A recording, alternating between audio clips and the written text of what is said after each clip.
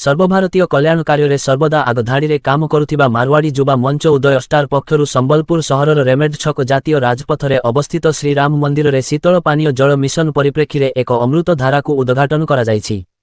ଓଡ଼ିଶା ପ୍ରାଦେଶିକ ମାରୱାଡ଼ି ଯୁବା ମଞ୍ଚର ପୂର୍ବତନ ସଭାପତି ପରାଗ ଅଗ୍ରୱାଲ ଏବଂ ଓଡ଼ିଶା ପ୍ରାଦେଶିକ ମାରୱାଡ଼ି ଯୁବା ମଞ୍ଚର ପ୍ରାଦେଶିକ ସାଧାରଣ ସମ୍ପାଦକ ପ୍ରତୀକ ଅଗ୍ରୱାଲଙ୍କ ପକ୍ଷରୁ ପ୍ରଦାନ କରାଯାଇଥିବା ଏହି ଅମୃତ ଧାରା ଯନ୍ତ୍ରକୁ ବିଶିଷ୍ଟ ସାମାଜିକ କର୍ମୀ ଶ୍ରୀ ଦିଲ୍ଲୀପ ଶର୍ମା ଏବଂ ପରାଗ ଅଗ୍ରୱାଲ ମିଳିତ ଭାବରେ ଉଦ୍ଘାଟନ କରିଥିଲେ।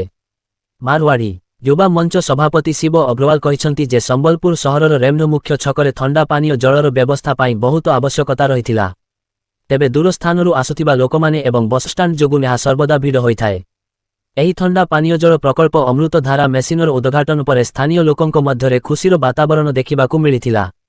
ଏହି ଉଦ୍ଘାଟନୀ କାର୍ଯ୍ୟକ୍ରମରେ ମାରୱାଡ଼ି ଯୁବା ମଞ୍ଚ ଉଦୟ ଷ୍ଟାର ଶାଖାର ସଭାପତି ଶିବ ଅଗ୍ରୱାଲ, କୋଷାଧ୍ୟକ୍ଷ ଆଶିଷ ବାଲାଲିଆ, ମାରୱାଡ଼ି ଯୁବା ମଞ୍ଚ କ୍ଷେତରାଜପୁର କମଲ ପନସାରୀ, ଦୀପକ ଅଗ୍ରୱାଲ, ନବଚେତନା ଶାଖାର ସଚିବ ଦୀପିକା ଅଗ୍ରୱାଲ ଏବଂ ଅନ୍ୟାନ୍ୟ ସ୍ଥାନୀୟ ଲୋକ ଉପସ୍ଥିତ ଥିଲେ।